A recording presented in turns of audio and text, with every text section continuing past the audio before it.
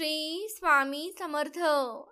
मित्रांनो, आपण रोज आपल्या देवांना आंघोळ घालत असतो. आपण दररोज देवपूजाही करत असतो. पण देवपूजा करताना देवपूजेचे काही नियम हे पाळावे लागतात. आता हे नियम कोणते तर बघा, अगदी छोटे छोटे नियम आहेत. आपण हे नियम पाळले तर आपण केलेल्या देवपूजेचं पूर्ण फळ मिळतं. आपण सर्वजण आपल्या घरामध्ये दररोज देवपूजा करतो. तुटकी फुटकी कशी का होईना. आपले आई वडील किंवा आजी असेल तर ते जशी देवपूजा करत होते त्यांचे पाहून आपण देवपूजा करायला शिकलो. आणि आपण असंही म्हणतो की देवपूजा न करण्यापेक्षा जमेल तशी पूजा केली ना ती बरी आहे. पण खरं सांगायचं झालं तर बघा, आपण जे देवपूजा करतो आपल्याला या पूजेचं संपूर्ण फळ पाहिजे असेल तर आपल्याला या काही नियमांचे पालन हे केलंच पाहिजे. तुम्ही जर का या गोष्टी लक्षात ठेवून किंवा या गोष्टी धरून देवपूजा करत असाल तर तुम्हाला या पूजेचं संपूर्ण फळ मिळतं. आपण दररोज देवपूजा करूनही काही जण म्हणतात की आम्ही रोज देवपूजा करतो तरी सुद्धा आम्हाला याचं काही फळ मिळत नाही किंवा आमच्या घराला काही दोष लागतात, घरातील अडचणी संपतच नाहीत.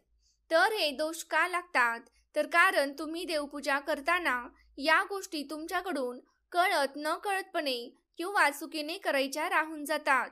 तर या गोष्टी कोणत्या, तसेच देवांना आंघोळ घातलेल्या पाण्याचा उपाय कसा करावा हे आज आपण या व्हिडिओमध्ये जाणून घेणार आहोत. पण व्हिडिओमध्ये पुढे जाण्याआधी जर तुम्हालाही परमेश्वराचा कृपा आशीर्वाद तुमच्यावर राहो असे वाटत असेल तर या व्हिडिओला एक लाईक करा आणि चॅनेलवर नवीन असाल तर चॅनेलला सबस्क्राईब करा. तसेच कमेंटमध्ये श्री स्वामी समर्थ नक्की लिहा. सर्वात महत्त्वाचं म्हणजे आपण दररोज देवपूजा करताना सर्वात अगोदर आपल्याला दिवा हा प्रज्वलित करायचा आहे. आपण काय करतो, आपली देवपूजा ही संपूर्ण करून घेतो आणि त्यानंतर आपण दिवा, अगरबत्ती, धूप हे लावत असतो. पण आपल्याला असं न करता देवपूजा करायला सुरुवात करण्याच्या अगोदरच आपल्याला दिवा हा लावून घ्यायचा आहे. तुम्ही दिवा हा शेवटी लावताना तोच दिवा तुम्हाला सुरुवातीला लावायचा आहे. कोणतीही पूजा करताना आपल्याला ती अग्नीच्या साक्षीने करायची असते. तेव्हा त्याचे संपूर्ण फळ हे आपल्याला मिळत असते. तुम्ही जर का हे एक चूक करत असाल तर तुम्हाला आजपासून देवपूजा करताना सर्वात अगोदर तुमचा जो दिवा असेल तो दिवा अगोदर एका बाजूला लावून घ्यायचा आहे. त्यानंतर तुम्हाला देवपूजा करायला बसायचं आहे. आता बघा, कित्येक जण गावाकडचे लोक असू द्या किंवा शहरी लहान मुलांना देवपूजा करायला सांगतात. काही ठिकाणी आजी आजोबा असतात, ते फक्त देवपूजा करायची आहे म्हणून देवपूजा करतात. परंतु देवपूजा करायला बसताना आपल्याला आसन घेऊन बसायचं आहे. तुम्ही बसायला एक आसन घ्या. तुम्हाला दररोज देवपूजा करण्यासाठी बसायला एक वेगळं आसन तयार करा आणि या आसनावर बसून तुम्हाला देवपूजा करायची आहे. देवपूजा करताना कधीही जमिनीवर बसून देवपूजा करू नये. प्रत्येक गोष्टीमध्ये शास्त्रीय तसेच धार्मिक कारण आहे, म्हणून ही देखील तेवढीच महत्त्वाची गोष्ट आहे.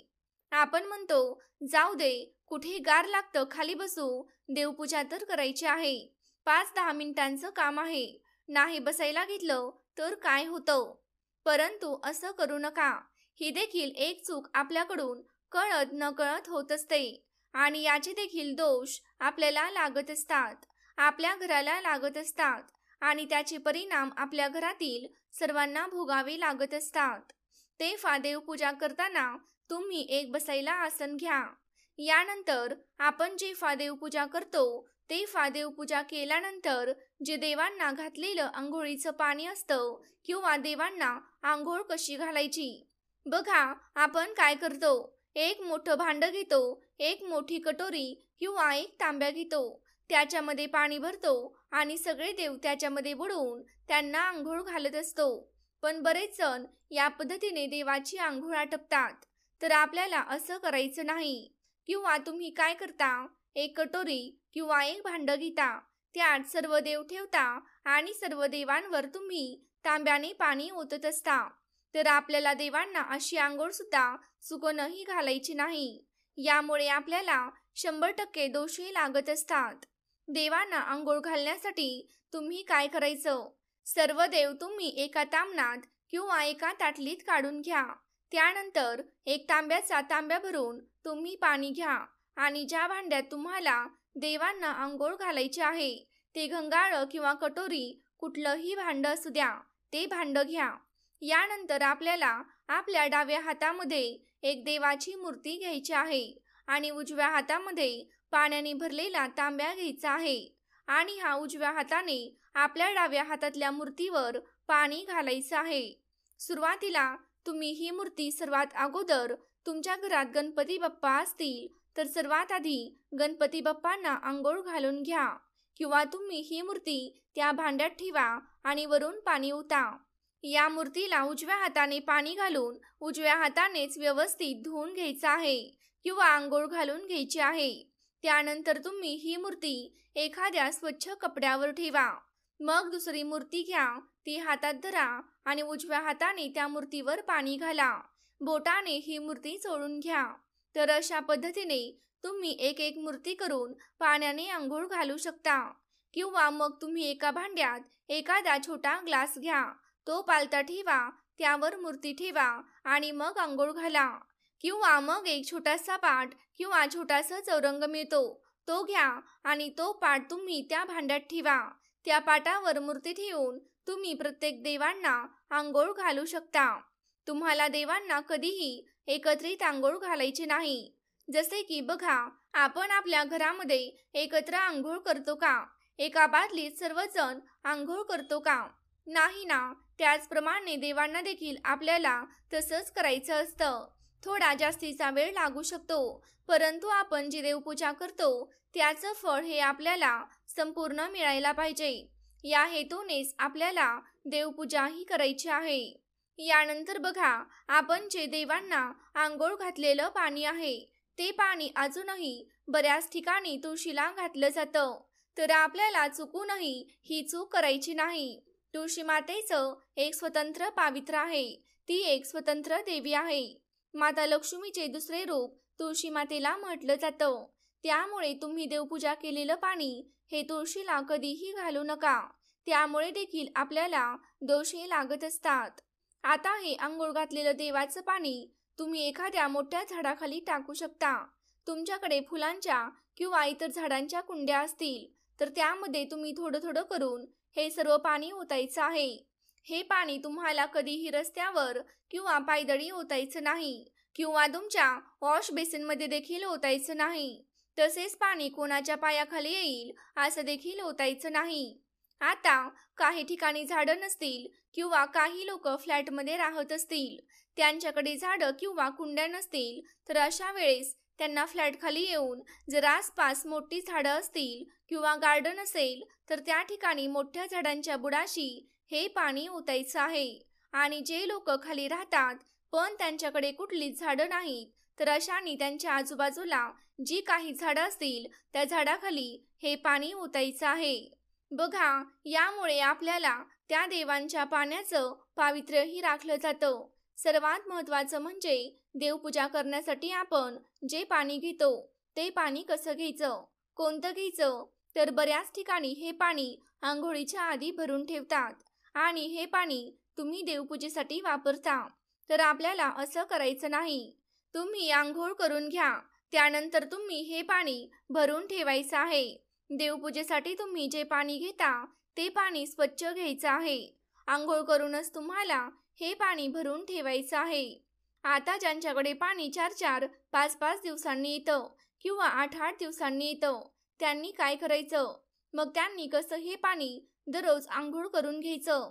तर बघा, तुमच्याकडे ज्या दिवशी पाणी येतं त्या दिवशी तुम्ही आंघोळ करून हे पाणी एका कळशीमध्ये किंवा एका हंड्यामध्ये स्वतंत्रपणे तुमच्या देवासाठी तुमच्या देवघरामध्ये एका बाजूला भरून ठेवू शकता. आणि दररोज आंघोळ झाल्यानंतर तुम्ही हे पाणी वापरून तुमच्या देवघरातील देवपूजा करू शकता. आता ज्यांच्याकडे वरच्या टाक्यांना पाणी असतं आणि जे डायरेक्ट त्यांच्या किचनमध्ये येत असतं त्यांनी काय करायचं? तर त्यांच्याकडे पर्यायच नसतो. त्यांनी काय करायचं म्हणजे आंघोळ झाल्यानंतर सर्वात पहिल्यांदा देवपूजेचं पाणी त्या नळातून काढून ठेवायचं. तुमच्याकडे जर गंगाजल असेल तर तुम्ही त्या पाण्यामध्ये गंगाजलचे 2 थेंब टाकून त्या पाण्याने देवांना आंघोळ घालू शकता. पण चुकूनही आपल्याला बिना आंघोळीचं देवासाठी पाणी भरून ठेवायचं नाही किंवा पारोशा हाताने देवपूजेच्या पाण्याला हात देखील लावायचा नाही. तसंच तुमच्या घरामध्ये तुम्ही जे पाणी भरून ठेवता त्या पाण्याला इतरांनी बिना आंघोळ करता हात लावला असेल आणि तेच पाणी तुम्ही देवपूजेसाठी वापरत असाल तर तुम्ही चुकूनही अशी चूक करू नका. यानंतर तुम्ही तुमच्या देवघरामध्ये तेलाचा दिवा लावत असाल आणि तुपाचा दिवा लावत असाल तर तो कुठे लावायचा? तुम्ही जर तेलाचा दिवा लावत असाल तर तो देवांच्या डाव्या बाजूला ठेवायचा आहे आणि तुपाचा दिवा लावत असाल तर तो देवांच्या उजव्या बाजूला ठेवायचा आहे.